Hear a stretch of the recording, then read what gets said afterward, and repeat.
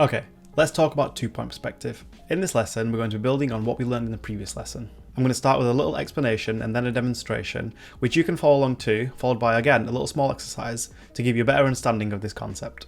Okay, so what is two-point perspective?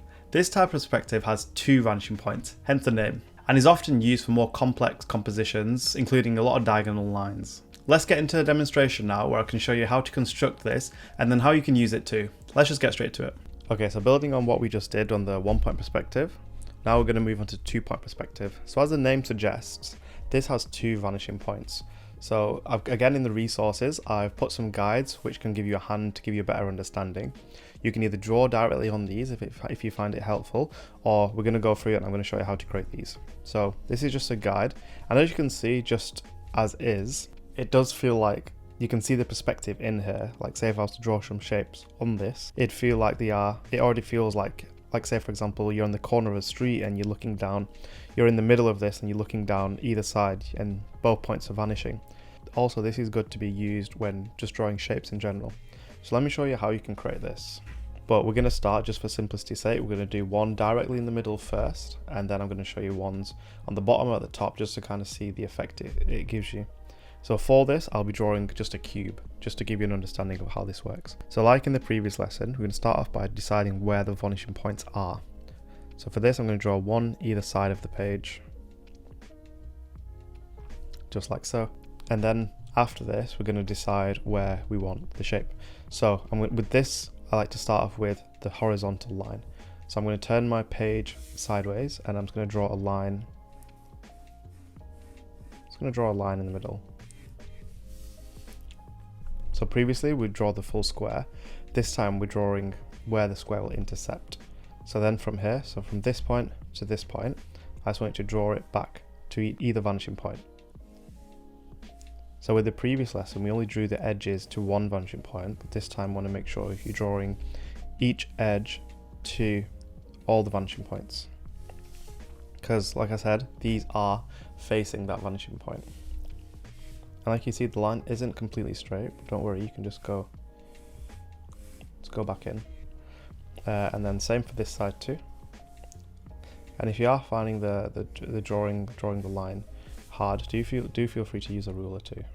We've got our line with either edge going to the vanishing point, and now what we're going to do, sorry, I want to keep the line vertical. And now we just go through and make these lines a little bit darker.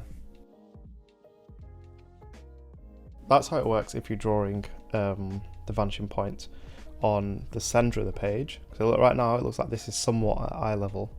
But say for example, if I draw it much above or much below, let's see what happens. And it doesn't necessarily need to be in the middle. Let's draw one off to the side and see what happens. So top and bottom both can be seen by either vanishing point. So for this, I'm going to use the edge of my paper just as a ruler because it is quite far. And it's okay to use a ruler. So I'm going to line that up.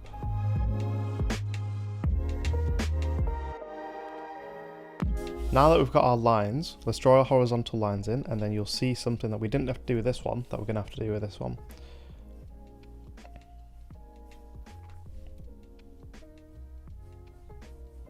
So like what I mentioned in the previous lesson, anything that's above these lines will look like you're looking up at it.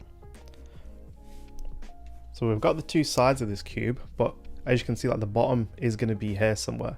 So you're probably wondering like, how are we going to draw the bottom in? So now that we've got two more edges, we're going to draw this edge to the opposite vanishing point and then this one to this opposite one too.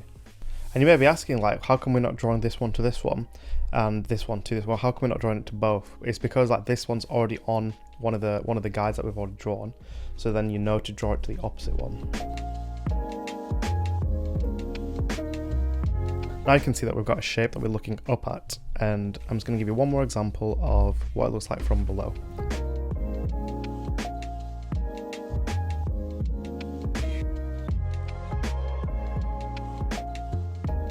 There we go. So that's just a quick demonstration on how you can use the two-point perspective. We're using two vanishing points and making sure that you're using the guides in order to construct your shape. Before we move on, I'd like to just give you a quick tip. So if you can see here, the lines, this one and this one, they are somewhat, they're not parallel, but they are converging, so they are coming together.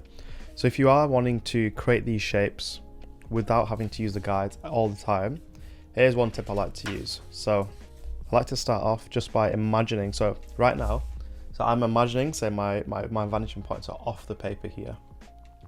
So I'm going to start by just drawing a line. Imagine there's a vanishing point there, and then I'm just going to draw this line, but I'm going to draw it so it's going in a little bit.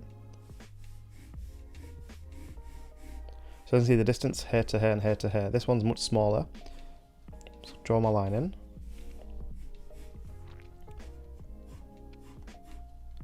And then I'm going to do the same for this side. So imagine where my vanishing point is, and then drawing this one so it's a little bit more narrower. And then same for this line, it's going to be a little bit more narrow because you're imagining that vanishing point. And then same for this side too.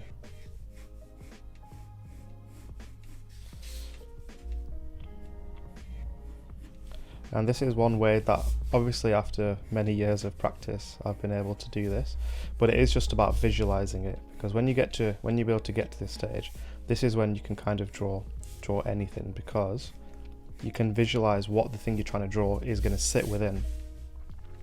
So say for example, I would imagine this, and then say you're trying to draw a jack-in-a-box, for example. So then you can go in and then again imagining the vanishing point, and then this box will have a top on it. You got something coming out of the box, but this is the process in which we're going to be going through later on in the lesson. But I just want to give you an understanding of why we're doing this with the guides, is to get you used to visualizing where a particular shape would be, so then you can get to a stage eventually with a lot of practice where you can visualize what you are drawing without the need of the guides. So the guides are just there to give you an understanding of why the lines are converging, but then eventually, because most of the time your vanishing points are way off the screen, this is just a dramatic way of showing the concept behind it. Okay, so now you've got an in-depth understanding of how to use the 2-point perspective and the grids and how to create shapes in there. Now for the exercise. So you can have two options. You can either draw a room or you can draw the corner of a street, but you can choose which one you want to draw and then you can get into it too. I want you to get a fresh piece of paper and I want you to draw the edge of a street. So I'll start you off and then I want you to go in and complete the rest. So you don't feel like, if you don't want to use a whole piece of paper, don't worry, you can just half it. Let's just keep it small, just for the sake of the class project. So for this one, I want it to look like we're stood on the street. So I'm going to draw the vanishing point a little bit lower. I'm going to draw a line between these. And then I'm going to pick where I want the middle to be. So do feel free to follow along as I'm doing this. And then all we're going to do is connect our lines together. And all the practice that we did in the warm-up, getting used to drawing a straight line, it's all coming in useful now. And then we just pick another vertical line. And you can choose the shape you're building. Feel free to just have a little bit of fun with it.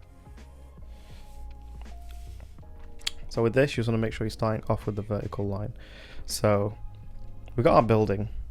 Now let's go in and let's add in a door. So I'm going to start with a vertical line, just here. And then another one next to it. And then depending on where you want the top of the door, just draw a straight line back to the vanishing point. So we've got our door in.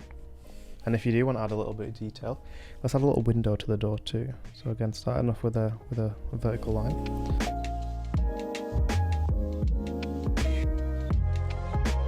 Just like so. And let's go in and add some windows. So we're going to add two square windows. One here, and then we'll say one down here as well.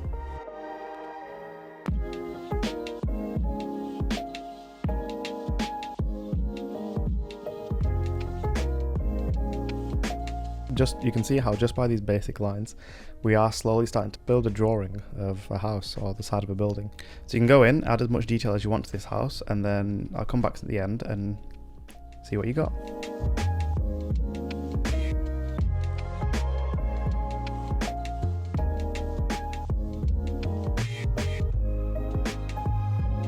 Here's just something simple I've created.